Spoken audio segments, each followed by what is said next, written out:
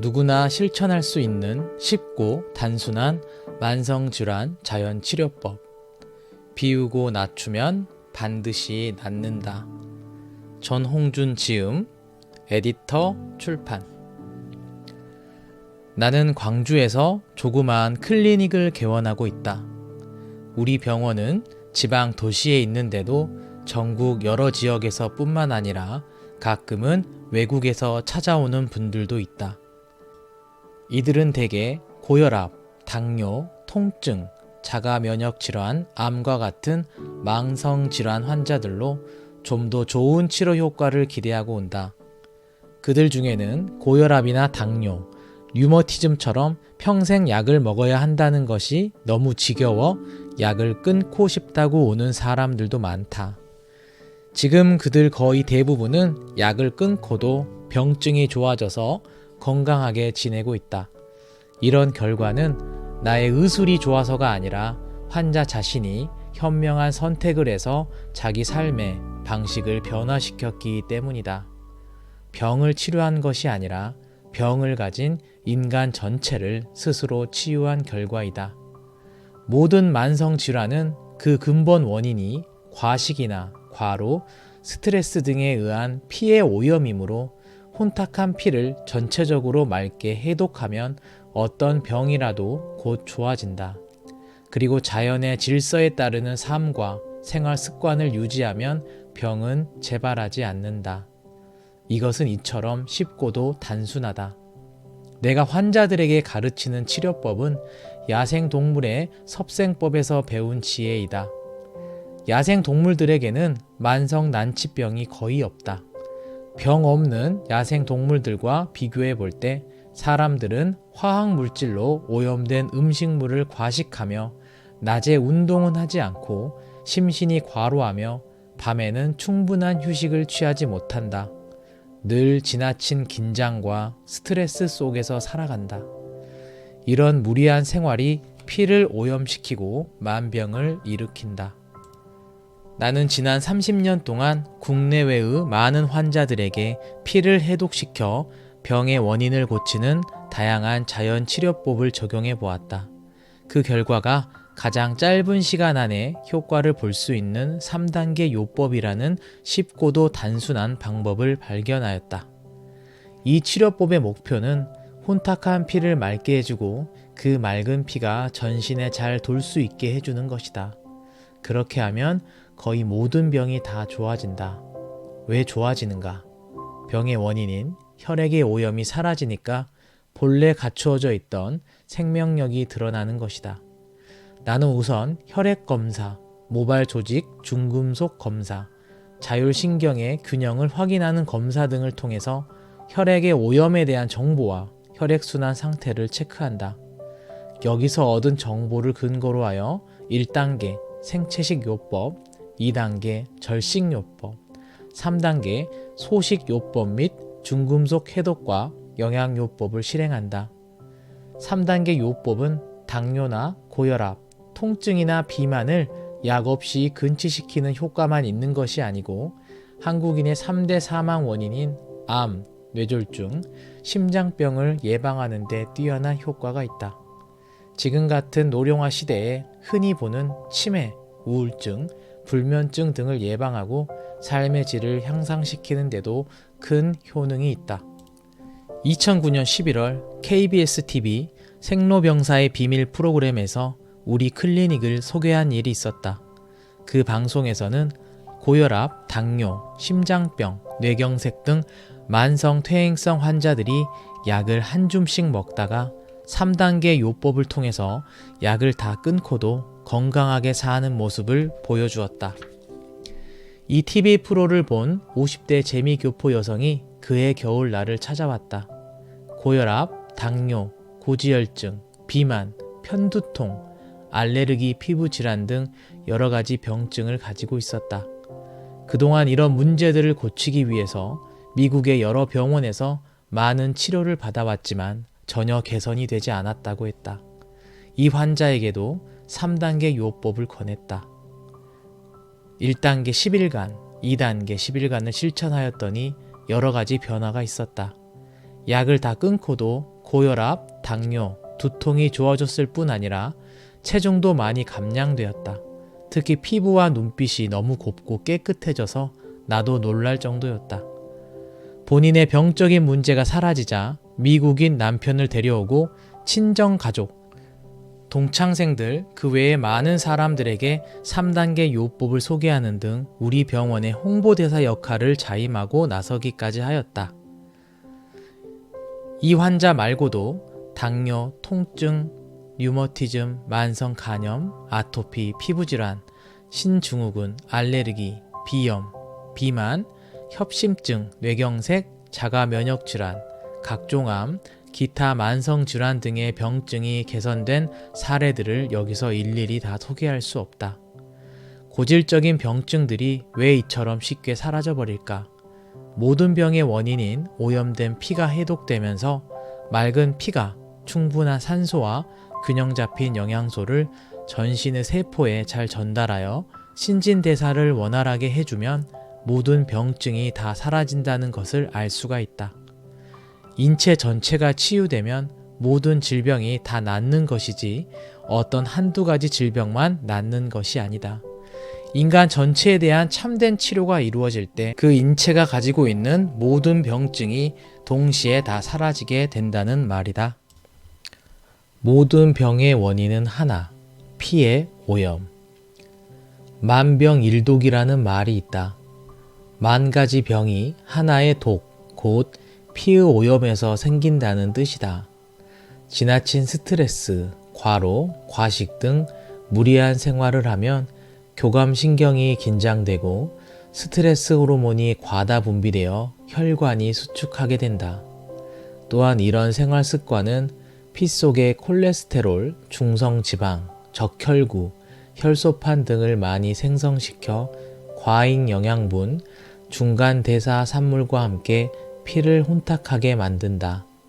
이런 혼탁한 피가 혈관 속을 흘러가려면 콜레스테롤이나 지방 성분처럼 점액도가 높은 찌꺼기들이 혈관 벽 쪽으로 밀려나야만 하는데 이런 노폐물들이 혈관 벽에 달라붙게 되는 것이 고지혈증이고 이것이 심해져서 혈관의 탄력성이 떨어져 딱딱해지면 동맥경화증이 된다. 고지혈증, 동맥경화증이란 오염된 혼탁한 피가 좁아진 혈관을 효율적으로 흐르도록 하기 위해 노폐물은 혈관 벽에 달라붙게 하고 비교적 맑은 피는 혈관 중앙 통로로 흘러가도록 생체 스스로가 자구책을 쓰고 있는 것이다. 이처럼 탄력성이 떨어지고 좁아진 혈관을 통해서 탁한 피를 머리 끝부터 발끝까지 전신에 골고루 보내려면 심장과 혈관이 불가피하게 압력을 높일 수밖에 없는데 이것이 고혈압이다. 그러므로 혈압이 올라간 것이 잘못된 게 아니고 혈관 통로가 좁아지고 피가 탁해진 것이 잘못이다. 심장과 혈관은 이런 악조건 속에서도 온몸 구석구석까지 피를 잘 돌게 하려고 안간힘을 쓰고 있는 것이다. 혈압을 높이지 않으면 전신의 세포에 산소와 영양분, 수분을 공급할 수 없기 때문이기도 하다. 이때 피와 혈관 내벽에 오염된 상태는 그대로 둔 채 혈압만 낮추는 약을 쓰면 전신에 피를 잘 돌리고 있는 자기 치료 과정을 방해하는 꼴이 되고 만다. 피를 맑게 정화하는 원인 치료는 하지 않은 채 혈압 강화제만 쓰는 환자들에게서 뇌경색이 더 많이 발병하는 이유는 지금 뻑뻑한 피를 머리 끝까지 보내려고 불가피하게 압력을 높이고 있는데 약을 써서 압력을 떨어뜨리니까 뇌혈관에 피가 잘 돌지 못하고 결국 피 찌꺼기가 쌓여 혈관이 막히게 되는 것이다. 혼탁한 피 속의 과잉 영양분이나 중간 대사산물이 분해되고 대사되지 못한 채 축적되면 대사를 막고 있는 기관들, 특히 인슐린을 분비하는 췌장 같은 기관이 과로로 지쳐 대사 능력이 떨어지게 된다. 이럴 경우 어쩔 수 없이 당분과 같은 과잉 영양분을 밖으로 배설시켜야만 하는데 이것이 당뇨이다. 생체가 자신의 능력 한계 안에서 대사작용을 수행하고자 하는 현명한 자구책, 자기 치료 과정이라고 볼 수 있다. 이런 끈적끈적한 피 찌꺼기가 심장의 관상동맥 통로에 쌓이게 되면 협심증, 심근경색증이고 뇌혈관을 막으면 뇌경색이다. 피 속의 기름기가 간에 쌓이면 지방간이고 요산이 혈관에 쌓이면 통풍, 전립샘에 혈액순환 장애로 부종이 오면 전립샘 비대증이다. 오염된 피가 관절 마디에 혈액순환을 방해하면 관절 류머티즘이나 다발성 관절염의 원인이 된다. 대부분의 두통, 어깨 결림, 요통 등 만성 통증은 근골격계의 구조 이상이 원인이 아니라 피가 오염되어 제대로 흐르지 못한 상태, 곧 혈액순환 장애가 원인이다. 허주는 동의보감에서 통즉 불통이요 불통 즉 통이라고 했다.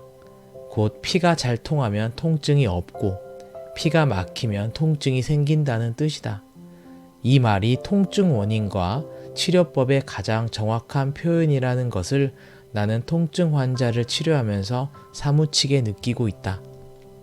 대부분의 만성 통증 원인은 혈액순환이 나빠 세포에 충분한 산소와 영양분이 공급되지 못하고 있는 탓이다. 좁아진 혈관 속으로 점도가 높은 피를 한사코 통과시키기 위해 프로스타글란딘 같은 혈관 확장 호르몬을 분비하며 생체 스스로가 안간힘을 쓰는데 이것이 통증으로 지각된다. 고무줄로 팔을 묶어 놓으면 처음에는 괜찮다가 시간이 경과하면서 점점 더 묶인 부위의 위쪽에서 압통이 심해지는 것을 경험하게 되는데 이는 혈류 장애로 혈관이 확장되고 있기 때문이다. 이런 것을 보더라도 대부분의 만성 통증은 혈액순환 장애로 세포에 산소가 부족한 데서 비롯된다는 것을 알 수 있다. 이런 통증 환자들에게 생채식이나 절식을 시키면 칼로리 공급이 줄어드니까 우리 몸은 부족한 칼로리를 보충하려고 피 속의 노폐물을 연소시켜 필요한 칼로리를 얻게 된다. 따라서 혈관 벽에 붙어 있는 지방 성분 등 노폐물이 자연스럽게 청소되어 피가 맑아지고 혈액순환이 원활해진다. 세포의 산소와 영양 공급이 아무 저항 없이 잘 이루어지니까 통증은 곧 사라져버린다. 통즉 불통이 되는 것이다. 대부분의 어지럼증은 혈류장애로 인한 두뇌의 산소 부족과 관련이 있고 이명은 좁은 혈관을 통해 혈구가 어렵사리 통과할 때 청신경이 감지하는 마찰음으로 추정된다. 이런 어지럼증과 이명 환자에게 약 10일 정도 절식을 시키면 극적으로 좋아진다. 피가 맑아지고 혈류가 좋아져 뇌에 산소 공급이 잘 되기 때문이다. 수족 냉증과 손발 저림은 대부분 신경 손상이 원인이라기보다는 혈액순환 장애가 원인이다. 우리 몸의 어느 부분이라도 냉증이 있는 곳은 거의 틀림없이 혈액순환이 잘 안 되고 있기 때문이다. 손발 저림이란 좁은 혈관의 틈새로 탁한 피를 보내려고 안간힘을 쓸 때 느껴지는 증세이다. 이런 증세들도 생채식과 절식 후에 거의 다 극적으로 개선된다. 아토피, 알레르기 피부 반응, 습진, 건선, 진균증 등 만성 난치성 피부 질환의 근본 원인은 대부분 피의 오염과 관련이 있다. 조물주가 피 속의 독을 땀구멍을 통해 밖으로 쓸어내고 있는 자기 정화 과정이라고 볼 수 있다. 무슨 근거로 이렇게 말할 수 있는가 하면 이런 환자들에게 약 10일간의 절식 후 몇 개월간 생채식을 시켜보면 거의 대부분 깨끗하게 좋아지기 때문이다. 하지정맥류나 치핵도 겉보기에는 다리나 항문 주변에 정맥 혈관이 확장된 것이다. 그러나 단순히 다리나 항문 주변의 정맥 순환 장애만 있는 것이 아니다. 잘 살펴보면 그 배후에 정맥을 확장시키는 원인이 될 만한 전신의 혈액순환 장애가 공존하고 있는 경우가 많다. 이런 환자들이 국소적인 수술만으로 근본적인 치료가 잘 안 되고 자주 재발하는 이유는 정맥을 확장시키고 있는 혈액의 오염과 순환 장애가 여전히 남아있기 때문이다.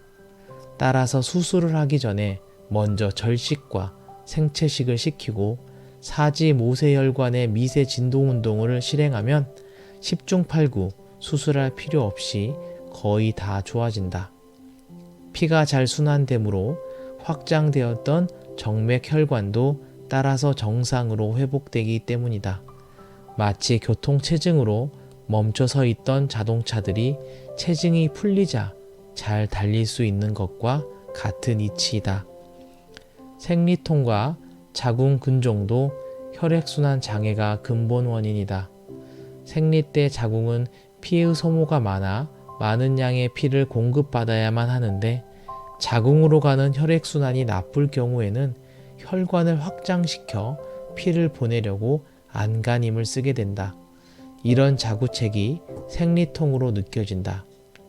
자궁근종은 만성적으로 자궁의 혈류가 나빠서 생긴 대사장애의 결과이다. 자궁근종 환자들에게 장기간 생채식과 온열요법으로 혈류를 개선시키면 자연스럽게 근종의 크기가 작아지는 것을 볼 수 있다. 탈모의 경우도 한번 살펴보자. 대부분의 탈모는 두피에만 국한된 병증이 아니라 전신의 혈액순환 장애와 관련이 있다. 두피에 말초혈관들이 막혀 있어 혈액순환이 안 되면 머리털의 모근이 두피에 뿌리를 받고 살 수 없다. 마치 척박한 땅에는 풀이 나지 않는 것처럼 두피에 산소와 영양 공급이 안 되니까 머리털이 돋아날 수도 자랄 수도 없게 된다. 탈모 환자가 절식과 생채식, 충분한 휴식과 스트레스 해소법을 실천하면 극적인 효과가 있다. 두피의 혈류가 개선되어 모근이 뿌리를 내려 되살아나기 때문이다. 마치 땅이 비옥해지면 풀이나 식물이 잘 자랄 수 있는 것처럼 말이다. 암세포의 특징은 비정상적인 미숙한 세포가 무차별적으로 분열하는 신생물이다. 피가 맑고 혈액순환이 잘 되는 좋은 환경에서는 모든 세포가 생로병사의 정상적인 과정을 거친다. 하지만 피가 탁해져 저체온, 저산소, 고혈당 환경이 되면 어떤 세포들은 정상적인 과정을 거칠 수 없으므로 불가피하게 미숙한 채로 분열하는 선택을 할 수밖에 없게 된다. 이것이 암세포가 생기는 배경이다. 세포가 어려운 환경 속에서 살아남기 위해서 암이라는 비상수단의 생존 전략을 쓸 수밖에 없는 저체온, 저산소, 고혈당 환경을 만드는 원인이 혈액의 오염이다. 위에서 살펴본 병증 이외의 다른 만성적인 질병들도 그 원인을 잘 살펴보면 혈액의 오염과 피의 독으로 귀결될 것이다. 거의 대부분의 병증들은 그 실체를 바로 보면 억압하고 제거해야 할 나쁜 병이 아니라 사실은 혼탁한 혈액의 악조건 속에서도 혈액순환을 잘 해보려는 자구책이며 생체의 자그치료 과정인 것이다. 그러므로 피의 오염이라는 근본 원인이 사라지지 않는 한 이런 병증은 끝끝내 사라지지 않고 계속될 것이다. 만성질환과 난치병, 이렇게 하면 쉽게 낫는다. 과식 습관을 버리고 곡체식 위주의 소식을 한다. 더 적극적으로는 생채식과 절식 방법을 활용한다. 가장 먼저 소개할 음식과 식사법은 소식이다. 아침 식사는 생야채즙 또는 야채 과일 발효액이나 생강차 한 잔 정도로 가볍게 한다. 생야채즙 만들기를 소개하자면 될 수 있는 대로 화학비료와 농약을 사용하지 않는 유기농 생채소를 사용한다. 잎채소, 줄기채소, 뿌리채소 등을 각각 몇 가지씩 혼합하여 생즙기 또는 녹즙기를 사용하여 생즙을 만든다. 가능하면 많은 종류의 잎채소와 뿌리나 줄기채소를 혼합해야 필수 영양소가 풍부한 생즙이 된다. 겨울철에 여러 가지 채소를 구하기 어려울 경우에는 당근과 사과만으로 주스를 만들어 음용하는 것도 좋다. 생즙을 만들 때는 회전 속도가 빠른 고속의 믹서기나 주석기보다는 저속의 생즙기를 사용하도록 권한다.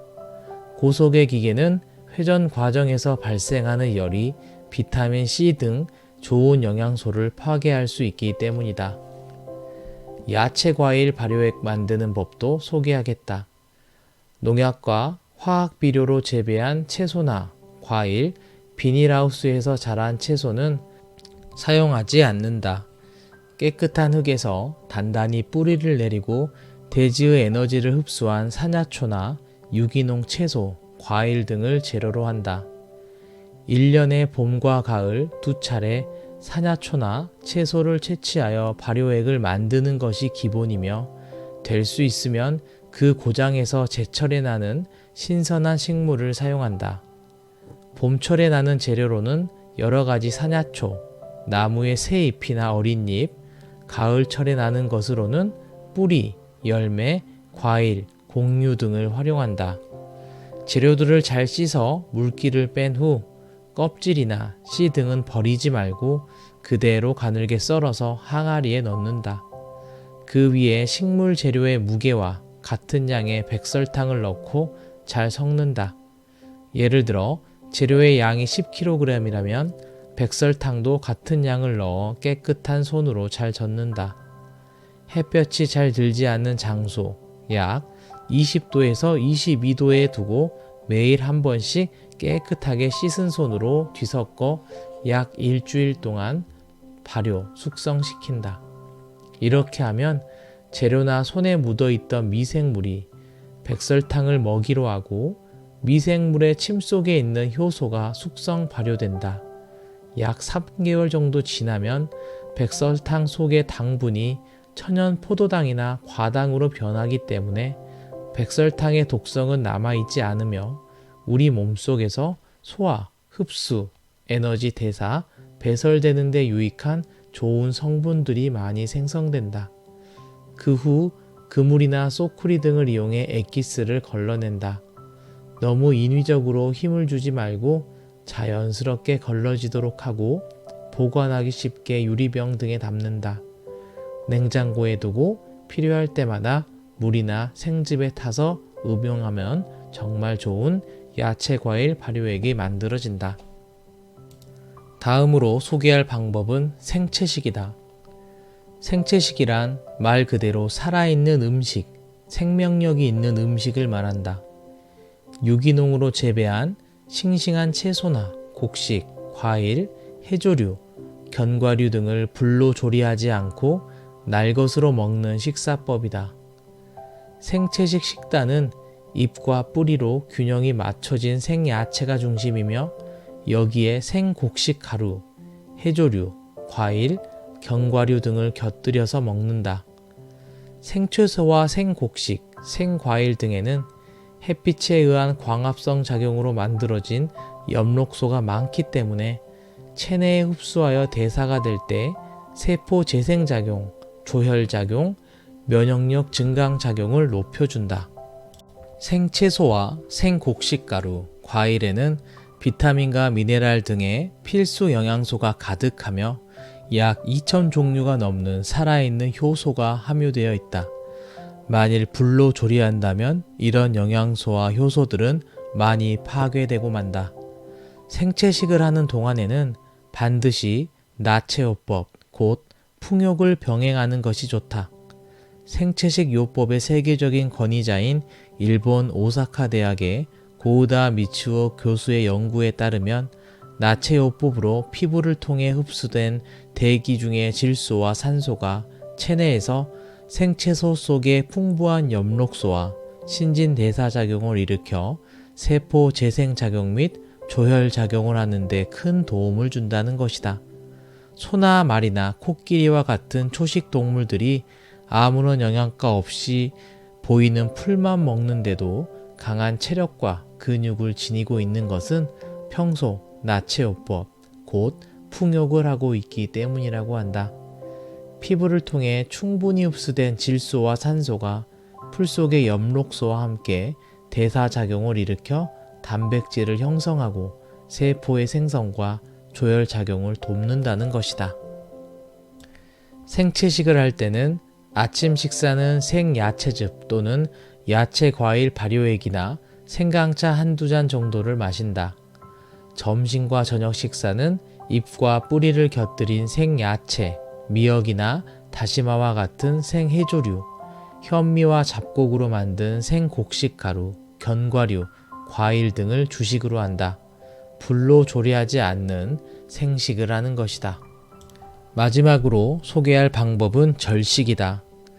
평소에 식사를 잠시 중단하고 생야채즙, 야채과일 발효액, 생강차나 감잎차, 죽염, 더운 물만 섭취하는 방법을 말한다. 흔히 단식이라고도 한다. 1970년대 절식요법을 추구하는 의학자들이 일본 도쿄에서 국제절식요법 학회를 창립하였는데 이 자리에서 단식과 절식 용어를 구분해서 쓰기로 약속한 바가 있다. 단식이란 정치적 종교적 목적으로 굶는 경우를 말하고 절식이란 건강을 개선시키기 위한 의학적 목적으로 식사 대신에 야채 주스와 같은 대용식을 섭취하는 경우를 말한다. 사정에 따라 절식 기간을 3일, 5일, 7일, 10일 등으로 정하고 절식이 끝난 후에 회복 기간을 거쳐 정상적인 식사로 돌아간다.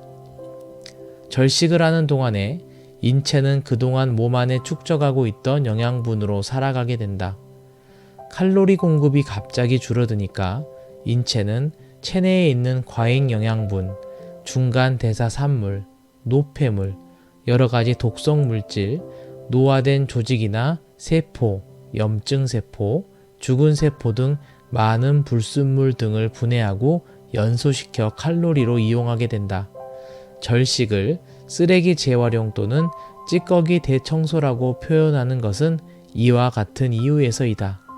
그러나 우리 몸의 중요한 기관이나 조직 세포 등은 절식 기간 동안에도 손상되거나 분해되거나 연소되지 않는다. 절식 기간 동안 노화된 세포나 병에 걸린 여러 조직들은 분해되고 연소되어 사라지는 반면에 우리 몸에 필요한 새롭고 건강한 세포의 생성과 발육은 더 빠른 속도로 촉진된다. 절식 기간 동안 혈당치나 혈중 단백질이 정상 수준으로 항상 일정하게 유지되는 이유는 노폐물과 불건강한 세포는 사라지지만 우리 몸에 꼭 필요한 세포와 영양분은 절식 기간에도 체내에서 필요한 만큼 새로 생성되고 재합성되기 때문이다. 절식 기간 중에는 간, 콩팥, 폐, 피부 등 배설기관의 노폐물 배출 기능이 더 활발해지고 세포의 정화 능력이 증가되어 몸속의 노폐물과 독성 물질이 신속하게 제거된다.